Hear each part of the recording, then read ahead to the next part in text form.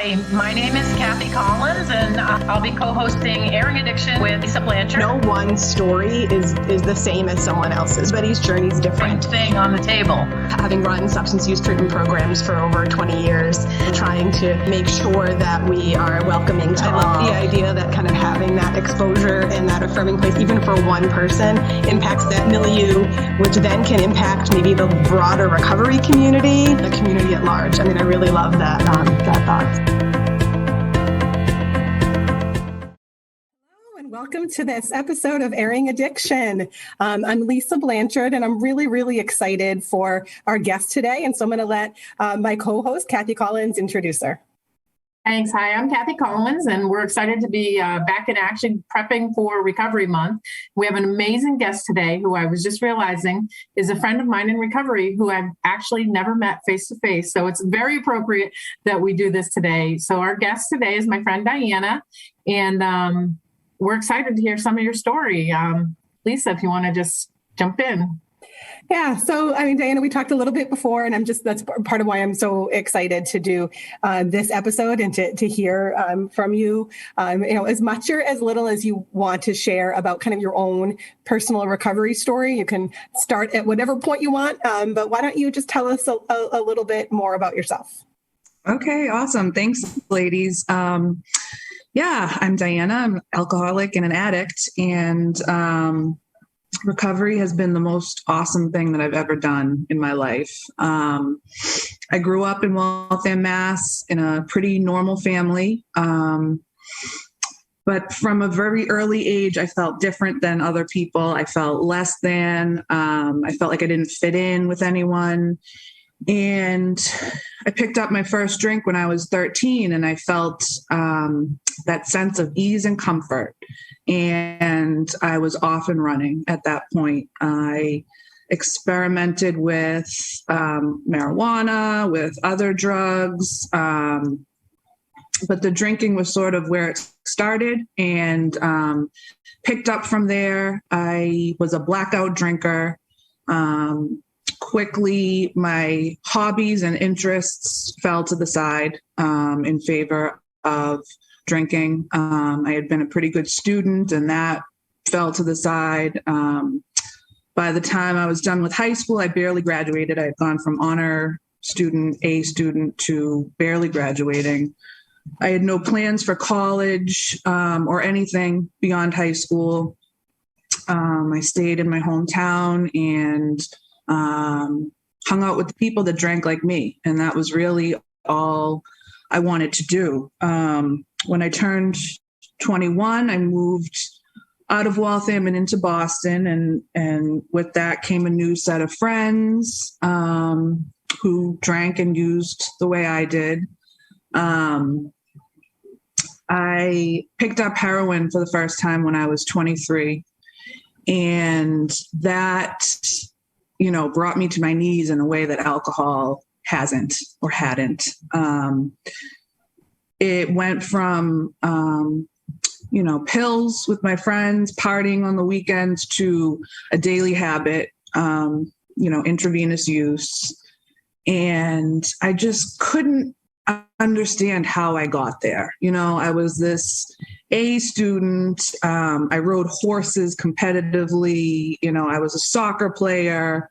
I was a good kid, and I didn't have anything in my childhood that I could point to and say, like, that's the reason, this trauma, this drama, whatever it was, I didn't have that. So I didn't understand how I got to this point. And I used heroin daily for about 10 years. I had a brief spot where I did stop. I stopped on my own. The circumstances around that was I was using with a boyfriend, and, we were always out of money, but money always appeared somehow. And one day he said, there's no money. We have nothing we can do today. And he left and went to detox. And I was too proud at that point to go to detox, to accept help. I thought I was much too important and that the world would probably stop spinning if I went to detox. So what I did was I bought some Suboxone on the street and tapered myself off at home. And I was clean from heroin for about 2 years at that point. I was not sober. I was using alcohol. I was using cocaine at that time, but things felt a lot better, that I wasn't tied to this daily habit that left me, horribly sick when I didn't have it. But after 2 years, and no changes in my life, no recovery, and still using other substances, a day came when I picked up prescription pills again. And I thought, I know better. I'm not going to do the same thing again. I'm just going to do this to take the edge off, to relax, whatever it is. And it wasn't more than a few months before I was back to shooting heroin every day. And again, how did I get here? I know better. I don't want to do this, but yet I was doing it again. And at this point in my life, things looked a lot different. I had burned a lot of bridges, lost a lot of friendships, and it just wasn't fun. The fun was completely gone. I wasn't getting high. I was just getting not sick. That's all it was. And, it was a really, really terrible existence where I was alone. The only person I talked to was my drug dealer. I was drinking a bit at the time as well, and just hopeless and helpless. And I knew I couldn't go on, but I didn't know what to do. I had quit on my own before, but that didn't really work. And I really, I know there's a lot of resources out there, but I didn't know where to turn. I didn't know what to do. So I actually went to my doctor, and I admitted to my doctor that I had a heroin problem and I wanted help. And the doctor set me up with a Suboxone clinic. But when it came time to do it, I had to be, abstinent for a certain amount of time before taking the Suboxone, so I didn't go into precipitated withdrawals. And I couldn't do it. I was up all night, very, very sick. My drug dealer was calling me off the hook because she's like, what's going on? Where's my best customer going? And she ended up coming to my house, and I told her what I was trying to do. And she drove me to a methadone clinic in Boston, right in the methadone mile on Topeka Street. And I signed up. Again, no idea what I was doing.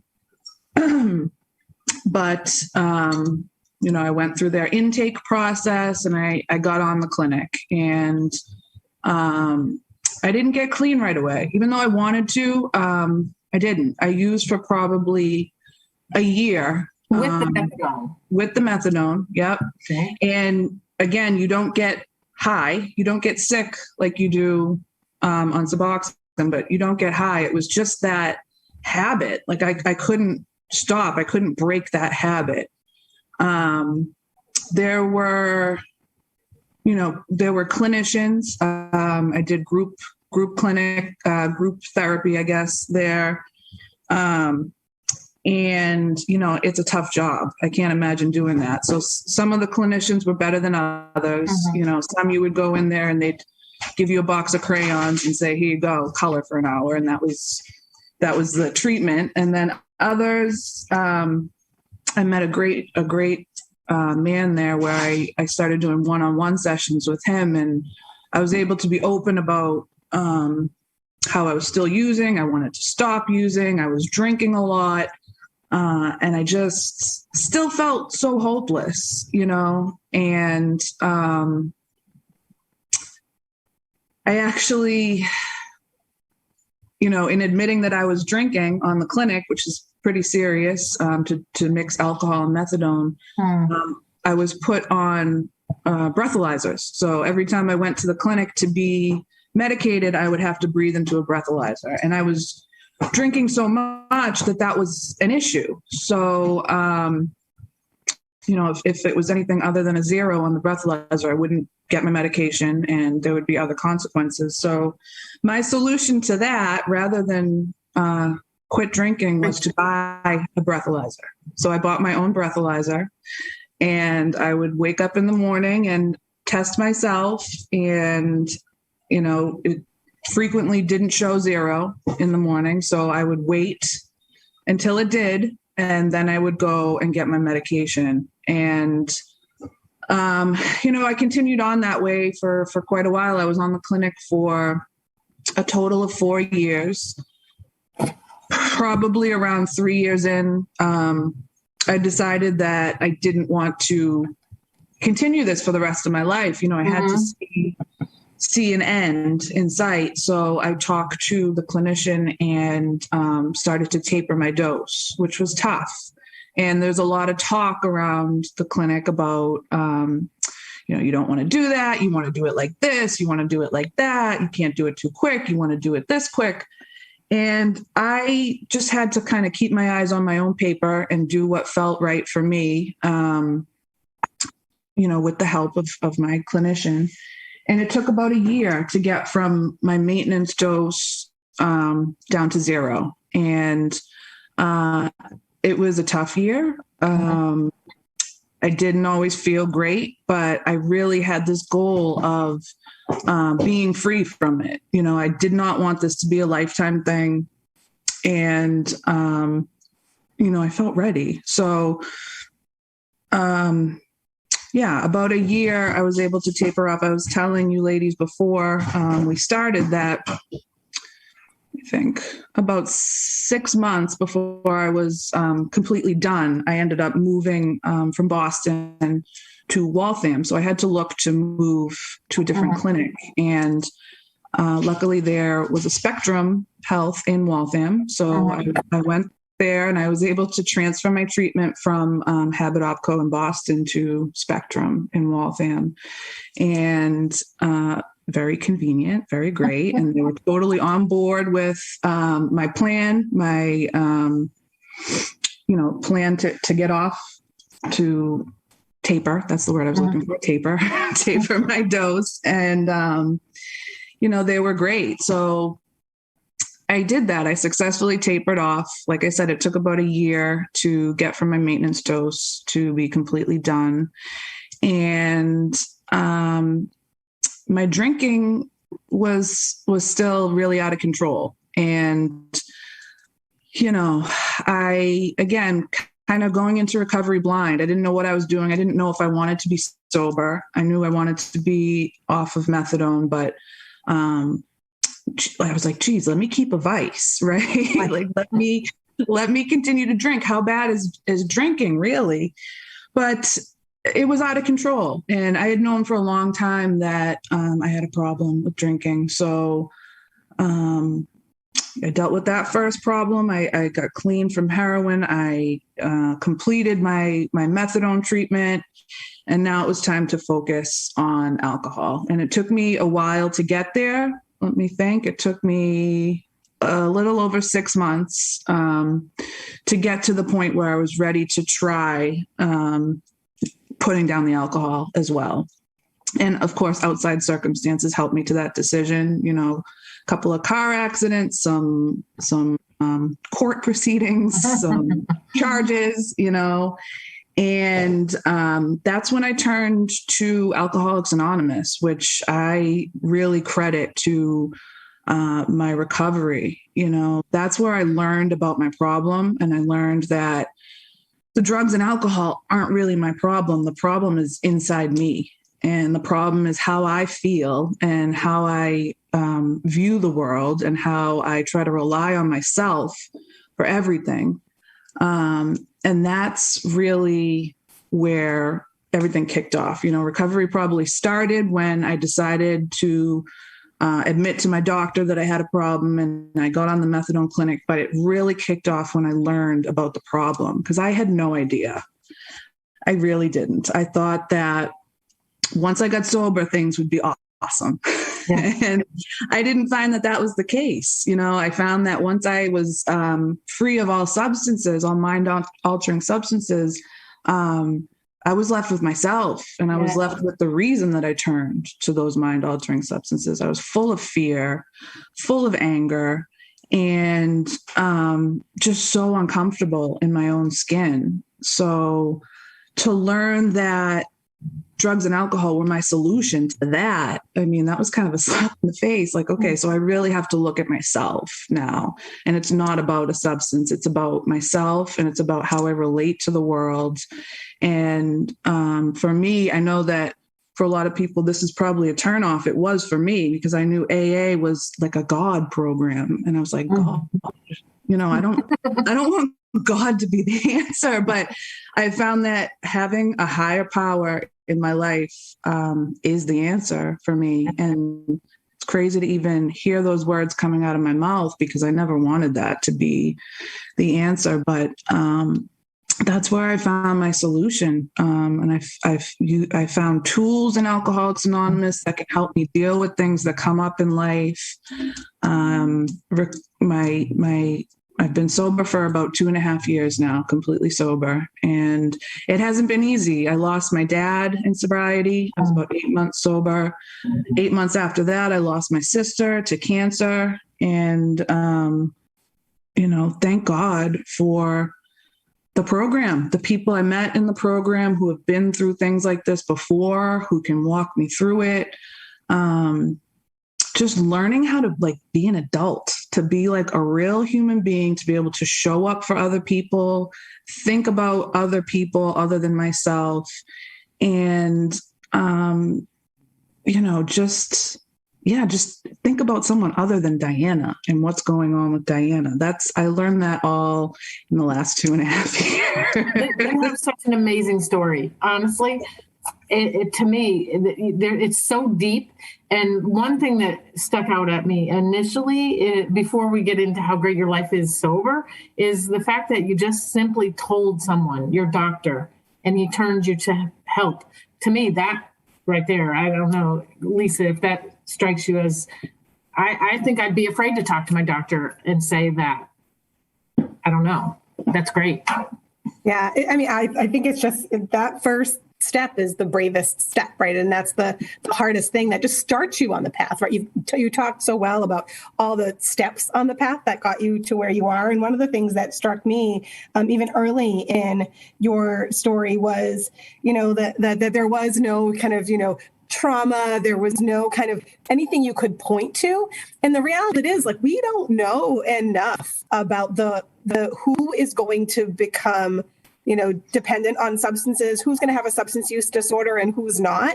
There's lots of factors, and sometimes there's trauma history, sometimes there's those things, and sometimes there's not.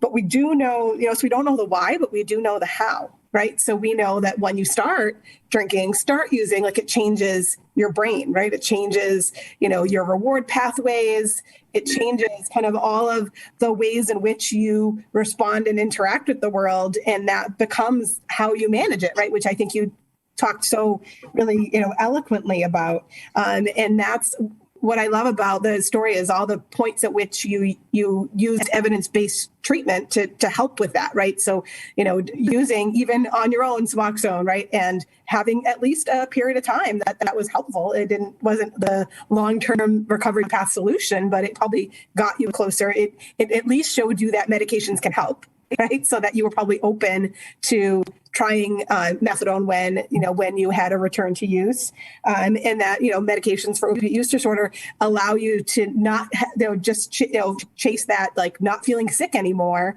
so that your brain can start to repair, right? So you can really have that kind of long-term neural repair, and it takes a long time, right? Even after you successfully tapered. And I loved the timeline of your treatment, right? Because there's so much evidence that you need at least.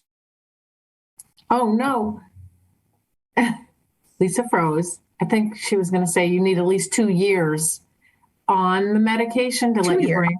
Oh, Lisa, are you back? No. Yeah, she was going to talk, I think, about the fact that it takes time for your brain to heal before you can consider coming off of it. Lisa, are you there? I was trying to just finish your sentence. Yeah. I am. You gotta love, like, as wonderful, like we started this conversation with the fact that you all met on Zoom and how amazing that is. There's also like the downside. Sometimes the internet's terrible, right? And so everybody's going to have to bear with me a little today. And I know that Cathy will just pick up where I may trail off. But, it's different for everybody. But the evidence has shown that for most people, you need at least, 2 years for that, and when Dianna talks about her maintenance dose, right, to be stabilized and maintained before you're in a place where you're ready to do a careful and well-planned taper. And I personally just love that the wrap-up end of that portion of your story was that spectrum. That was a bonus. And I was thinking, when you were doing this methadone, I think you said you were seeing someone as a counselor, and in conjunction with the methadone, you were getting treatment, which was helping you on the path to recovery. So that when you didn't just out of the blue say, "Okay, I'm done. I want to taper and get off of this." Like, you were working toward that simultaneously. And I like that, because I think all too many times we just think that's just the answer, but it's a multifaceted answer in regards to, you had a counselor working with you, and it didn't come out of the blue where they said, "No, you must stay on this. This is the solution." I really like that, because the treatment is holistic. It's everything. And I also love the fact that your addiction, Lisa, you might not have heard this part, but her addiction was telling her, I need the methadone, but I also need the alcohol, so I'm going to buy my own breathalyzer. And that's so classic us. So classic people who are struggling, is that you'll do anything you can to keep your habits going. But seeing you as a woman in 100% recovery is just so beautiful, because you've overcome all those challenges. I mean, I heard hope in the whole entire story.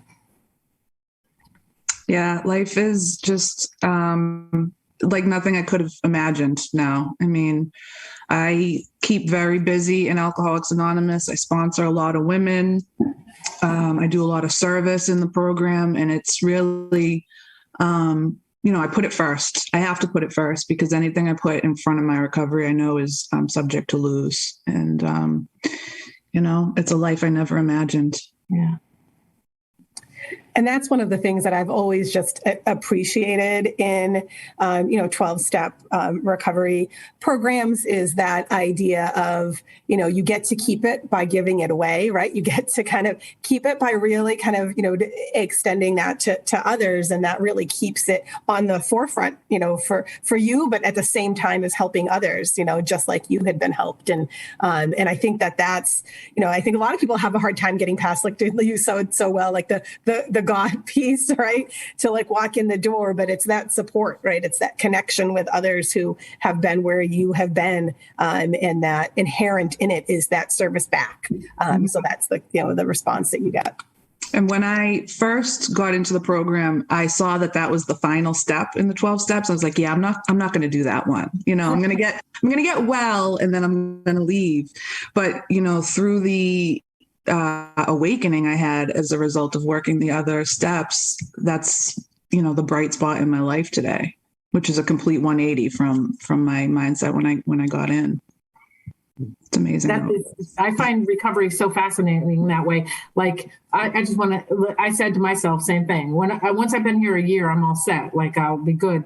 And then if you don't get it, it gets you in some way. The ability to be clean and sober, your life was changing in such a way that you didn't want to go back, which is the part about recovery that's so beautiful, that would give people hope. I think people who are trying to make a decision, is this even what I want? Because I heard you even say, struggling, like, I don't want to give up every vice. Like, okay, so I still cuss, but it's like all the other mind-altering substances, I never picked up smoking, but you could have. I mean, I know smoking is something a lot of people pick up, but the fact that you've integrated your recovery into your whole life is, I think, just so beautiful to keep you clean and sober.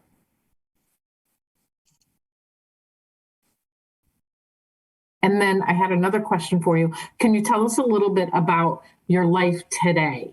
So you're a clean and sober woman living, you do practice your recovery. So a little bit about today, your life today. Yeah. So it's interesting. I didn't have any hobbies. I didn't have any likes when I first got sober. I remember someone asking me that early on, and I was like, hobbies, I drink and I use drugs. Those are my hobbies. But I learned, fairly soon into recovery that I love the beach. I absolutely love it. I love it on a hot summer day, but I also love it on a stormy winter day.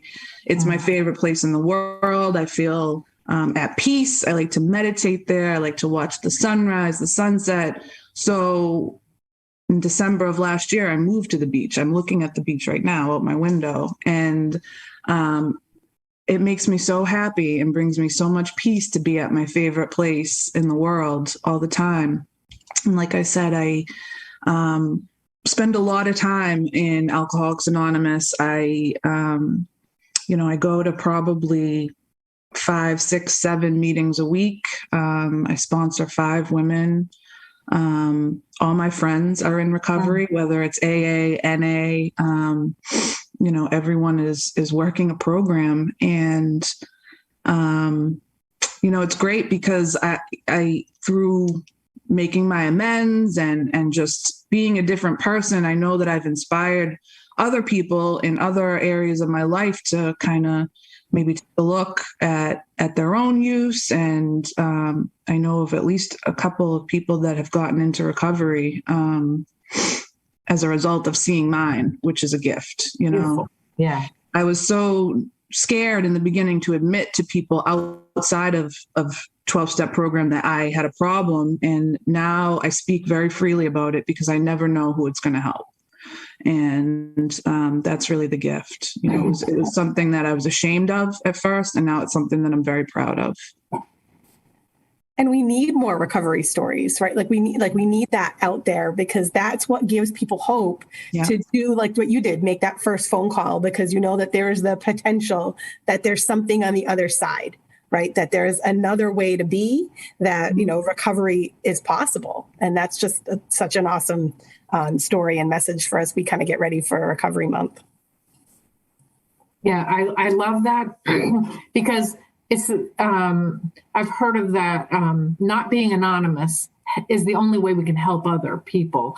And I think I didn't have that when I came in. I didn't have anyone, but I see you, and I see you as someone that is easily approachable, that you could talk about it. And I really respect the fact that you're willing to be open about it, because that, to me, that is about everything too, not just that you're in recovery, that you're willing to tell the story of how you got there. Particularly, I find it interesting the fact that you are willing to talk about, tapering and coming off of methadone, because I think no one talks about that. And that, to me, that's an interesting, you don't hear success stories like that. And it's not that they're not out there. I think we just don't always hear them. And to me, that's an intriguing part of the story. And I think, especially as we're getting, ready to recognize overdose awareness, at the end of this month, I think just, having, positive experiences, positive recovery stories that involve medications for opiate use disorder, I think is what people need to hear, right? Because that's what's going to help keep people alive, right? And you can't find that recovery path if you don't make it. Right. And so I think that's just such a powerful story, and to really hear kind of that you can take control of your treatment. You can, work on, a solid program, a solid maintenance, and an appropriate taper, and use that to springboard long-term recovery. Of course, I also think that the part of your story about continuing drinking is a really common one too. That doesn't make it so that that the methadone program wasn't working. It was doing what it was supposed to do, right? And help, protect you from withdrawal and manage kind of that opiate use. But that, addiction, is often involving more than one substance. And that's a common pathway. It doesn't mean like that the methadone program didn't work. It just means and you have to work on both things and before you kind of get to long-term recovery. And I love your kind of openness about kind of not wanting to let that go. And that, you really found recovery when you did. Yeah. And even in recovery, I can still turn to other things, not necessarily mind altering, but I can turn to food. I can turn to shopping. I can turn to relationships. I can take anything and use it addictively. But today I can be aware of that, and it's infinitely better than, yeah, like you said previously, hopefully it's not a deadly combination where let's start with the deadliest and then work our way through. Hopefully that, because I agree, if you have that addictive nature, but you're working a program. So hopefully, like you said, you're aware of it at least. And to be aware of it is really good. I had another question, though, that just escaped me about. So I'll springboard on the awareness, because one of the things you said that's part of your recovery life now. Now admit I'm a little jealous that you live, by the beach. That's also kind of my happy place. But you also said, you meditate there every day, right? And I just think that that's something that's come up an awful lot on this podcast. I meditate daily. Like, I think that everybody could benefit from that time and space with yourself, and that creates a lot of awareness. And so I don't know if that's something that, that has been part of your recovery journey for a while. It has, yeah. And it was really helpful for me to think of it not necessarily as like Eastern meditation where I'm, it's taking a couple of quiet moments to myself to think about, the day, to think about something that's bothering me, whatever it is, just to slow down, be quiet, be at peace for a couple of minutes. And it doesn't have to be 45 minutes, doesn't have to be 20 minutes. It's usually like 5, but it's so beneficial to me. It really is, because my mind races constantly. I'm always thinking about the next thing. So to quiet it is a great practice for me. That's fantastic. And it doesn't have to be tied to any Eastern religion if that's not what some people get into that, but you don't have to, right? Just, being mindful, right? And present and aware in the moment right now, not in the past and not in the future, right? Sometimes gives that space. And so I always encourage that with people's recovery path, because if you give yourself that space, it's giving you decision time, right? Before you make a different decision. Yeah.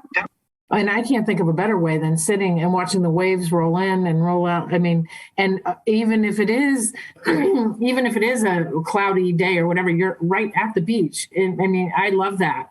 That's such a gift that you've given yourself. It makes me think, well, I love the beach too. Maybe I should be thinking about moving. That's how I was feeling, like, I like that your dreams come true. Yeah, it's great. And I have sponsees come here all the time, and we pray together on the beach, and we do step work on the beach. It's just, it's a magical place for me. And I had no idea. I didn't like the beach. There wasn't a cooler big enough that I could bring enough alcohol with me to the beach. So I never went.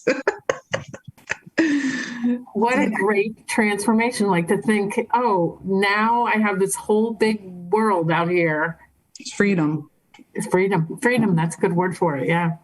And I think that we started this conversation about how much you love the beach when you talk about the fact that I don't have hobbies. Like, what do you mean? What am I going to do with my time? And I think that's really common, right? You in your story, you talk about starting drinking at 13, right? And through high school, that was what you did. And so there's no developing other interests, you're not giving yourself the time to see what you like and what you don't like. Yeah. But in recovery, you give yourself that time and you're like, wait, I actually love the beach. Yeah. I love the outdoors. I love to hike. I mean, all these things that I didn't know, and I'm figuring out now as like a full grown woman, a 13-year-old in a full grown woman's body. I love that so much. It's so true. Yeah. So, Lisa, it's often said, and I wonder what your take on this is, that when you pick up a drink, and I don't know, I hear this a lot in recovery, so I don't know if there's anything really true to it. So I'm asking clinically, but they say when you get sober, you're the age where you started mentally and developmentally, where you picked up your first drink. So I was like 50, whatever. So is there truth to that? Like, your brain doesn't sort of catch up with you? Yeah, I mean, I think there's some truth to it, right? So, you're disrupting kind of some of that development, and you're changing those neural pathways to be focused, like your reward pathways are now focused on substances because they change your pathways, right? And you have to develop new pathways. And so you've disrupted that from the point of, starting to use or to drink. And and then that becomes how you find joy or don't, right? Or you try to search for it, or, you kind of see that's your lens because that's how your brain is operating. So it's not like you don't get older or you don't learn anything or, but there is some truth, I think, to kind of that it's disrupted that, right? And so, when you enter recovery, it's not that you're kind of mentally, now 13 or 15 or whatever it might be. But that, you kind of have some rewiring to do that goes back a long time. So that I love that. And I wondered, one of the questions we like to ask a lot, we have, about 10 minutes left here, but I like this to dig into, but we always find it fascinating to hear what our guests are reading or listening to. And if it's anything in sort of related to recovery, just your interests along that line. Do you have any podcasts you listen to or books that you really are fascinated with that you would recommend to people listening, or just a little bit more about you and those type of things? Yeah. So as far as podcasts, I never really got into recovery podcasts. I listen to a lot of true crime podcasts. So that's an interest of mine. And literature, I have this great book that someone introduced me to that's called The Game of Life by Florence Shin. And it's all about sort of how our thought life dictates our world, and how if you're constantly thinking negatively, that's what's going to manifest in your life. And if you're constantly thinking positively, that's what's going to manifest in your life. It's the idea of what we water will grow, and how important our thought life is. I know for me, I tend to be very negative about myself still to this day in my head. And that's something that I'm trying to change, and I'm trying to be happy even in here, because sometimes that's not the case. So that's a great book, The Game of Life by Florence Shin.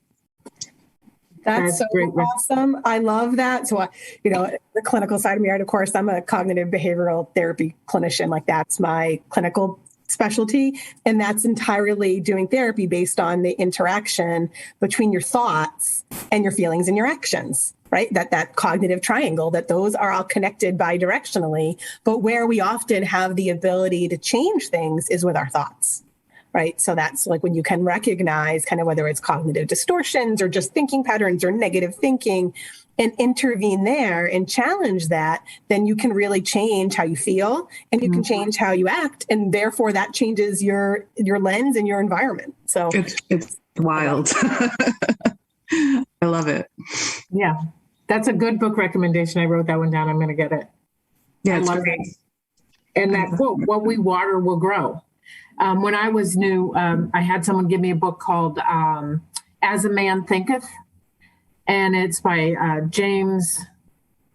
It's escaped me, but pretty much it's the same premise. But pretty much, if you think that, you will be that. If you think positive, you will be positive. I love it, and I think as you were talking about it, what I realized I'm drawn to you from when I first met you. What is drawn to your positivity, like you spark joy in as you discuss it. It just makes me happy to hear about your recovery, because it's like, who wouldn't want that? Who wouldn't want that? It's like, oh my gosh, who wouldn't want the energy you're giving off? And you might not even know that you're giving us such positive energy about it, but you are. Like, it emits from you. And I just love that. And the book is a good example of how. It almost feels like magic, It's like, how can it be that simple that I just turn these negative thoughts around and everything else will change too? But it works. It feels like a life hack, Yeah. It's good. Yeah.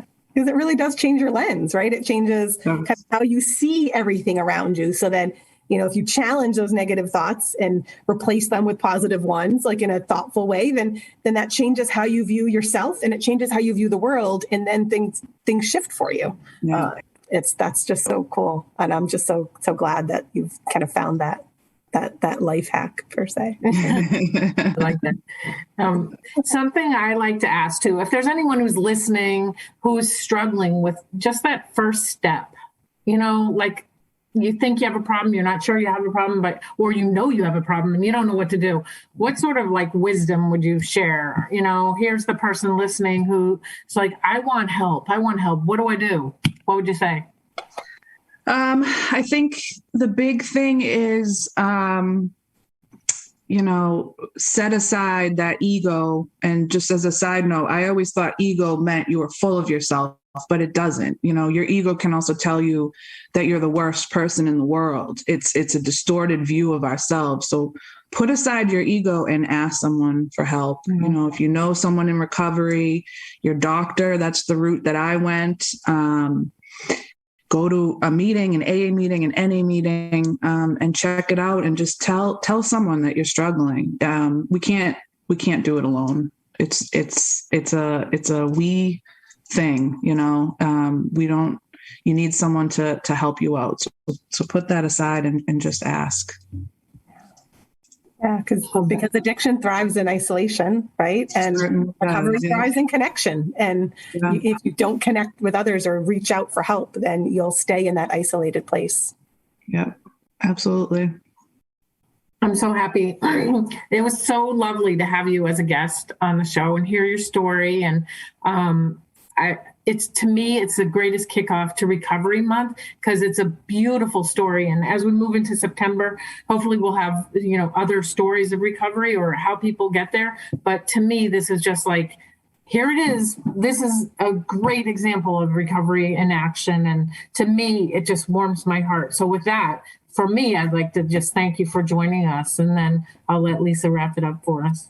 Yeah, this has been a real treat for me, especially you having connection to our own programs. This is just something that's really, special to me. I'd love to, and I plan to kind of share this specific podcast with our patients, right? We've got, 15 outpatient sites across the state, and there's probably lots of people who need to hear your message of hope. And so, I'm looking forward to kind of spreading this specific conversation. So the ripple effect that it will have, I think, is huge. So thank you so much. Great. My pleasure. Thank you so much. Thank you. I hope you have a lovely day, and we'll send you the follow-up of this shortly once it goes live. Once it goes to the world. Thanks, Dianna. Thank you So much. Bye-bye. Bye.